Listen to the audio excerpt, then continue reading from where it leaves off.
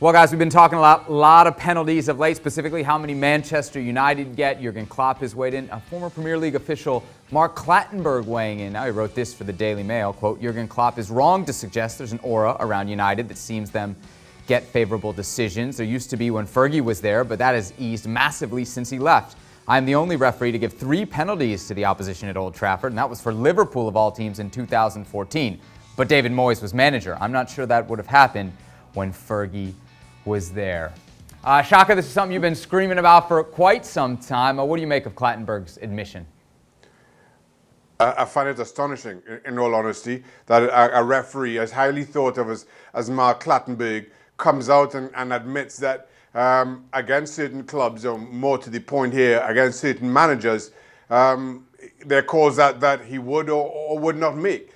In all honesty, the article in its entirety is an incredible thing.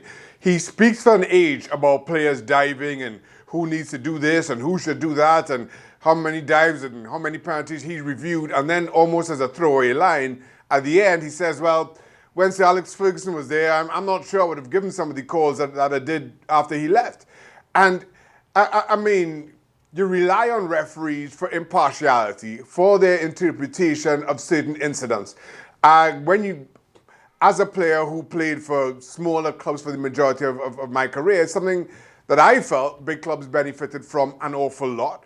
Big clubs would tell you otherwise, but now all of a sudden, the bastions of impartiality, the guardians of the game and the referees coming out and saying exactly that. What chance do you have here? I mean,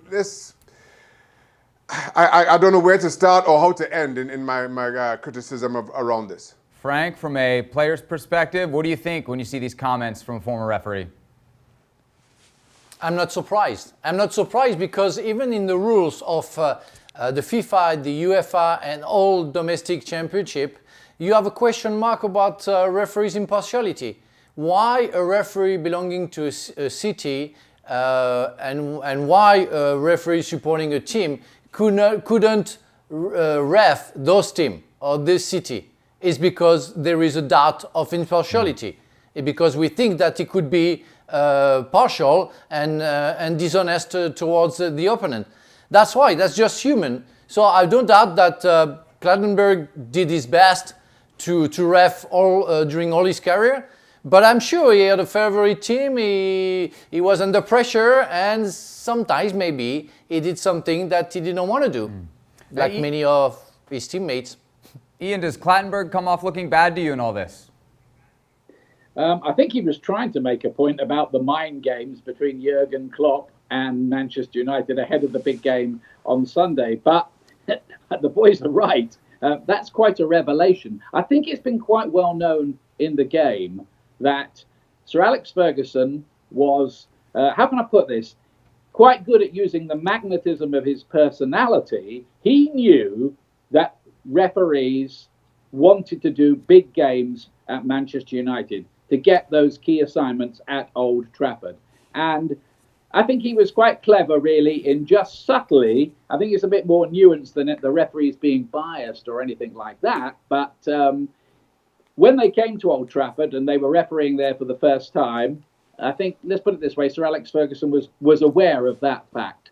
So do teams get a raw deal when they go to Old Trafford? I don't think they do these days, but perhaps in that era, people would say they might have done. Shaka, final word to you. Hold on, Seb. Here's the other thing to this.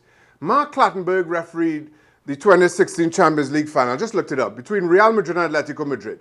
If he admits that he changes his interpretation of certain incidents to benefit big clubs or charismatic managers, if you're Diego Simeone and Atletico Madrid, given that you lost that Champions League final on penalties, you're now wondering, well, I wonder what would have happened if we had a referee who was just totally neutral. Now you're reviewing everything that happened in the 120 minutes of that Champions League final and questioning every single one of Clattenburg's decisions.